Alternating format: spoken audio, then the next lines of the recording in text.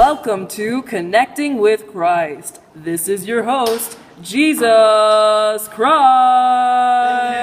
Thank you very much. I am your host, Jesus Christ. Today we will be talking about Nestorianism.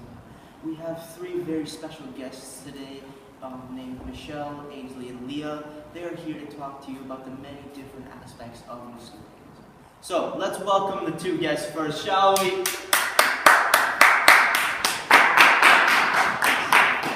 Welcome. How are you guys doing today? Good, thank you. Alright. So, what are you guys here to talk about? Okay, well, let's start off with what are you gonna Michelle, please tell us about some rituals in Nestorianism. Well, first off, marriage is seen as a permanent union of both families and spouses, and parents are to arrange the marriage for their children, and the authority lies within the father of the family. The families are eager to pick the person with that are from the same clan or tribal division, and the intended mate is to be picked from the same sect of the family's religion. Wow, how deep was that? Very valuable. Great, continue. The birth of a firstborn son is a very happy occasion for the family. I can tell my parents were very pleased with my birth. A son is the object of much love and tender care. Home births are usually aided by a neighbor, and delivery takes place on the floor. After the newborn baby is wiped with salt, it is then wrapped with swaddling clothes. When the baby is 3 days old, his godmother takes him to church when the priest prays over him. The child is not to leave the home again until he is 40 days old. It is also customary to burn incense in the corners of the baby's room to ward off evil spirits. Baptismal rites are usually performed when the child is 40 days old. The ceremony is followed by a feast at the parent's home, and the child is usually named after a grandfather or a grandmother. Thank you for that valuable insight, Michelle. Now, let's move on to Ainsley with the history of Nestorianism. Please, tell us where this all started. So Nestorius was the patriarch of Constantinople between 428 and 431 CE.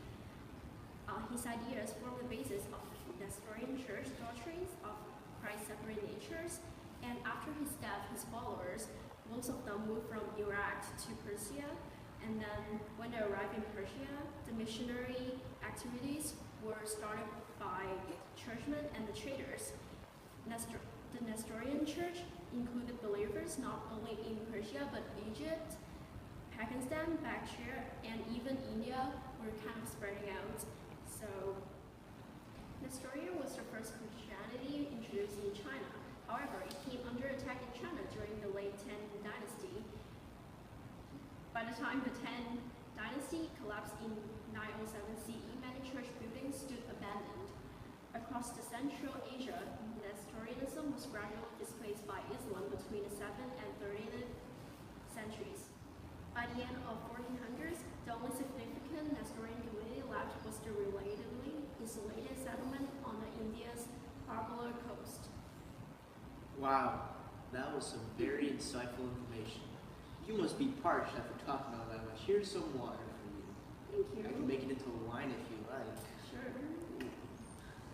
All right, next up on Connecting with Christ, we have a very special guest with us here. Her name is Leah. She will be talking more about Nestorianism. We'll be right back. Welcome back to Connecting with Christ. I'm your host, Jesus, and tonight we have Leah as our very special guest. She's here to talk about Nestorianism, a little bit more about that. So let's dive right into this topic, shall we? Leah, please tell us about the beliefs in Nestorianism. Of course, thank you, Jesus Christ. So Nestorianism is the doctrine that Christ exists as two persons, the Son, the man Jesus, and the divine Son of God, rather than as two natures, true God and true man. Nestorianism taught that the human and divine essences of Christ are separate, and that there are two natures, the man Jesus and the divine Logos, united Christ. In consequence, Nestorians rejected terminology such as God suffered and God was crucified, because the humanity of Christ, which suffered, is separate from the divinity.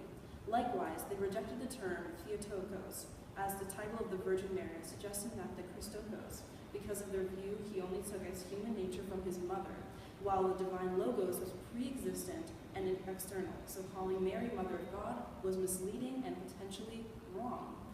Ooh, I better tell my mom that.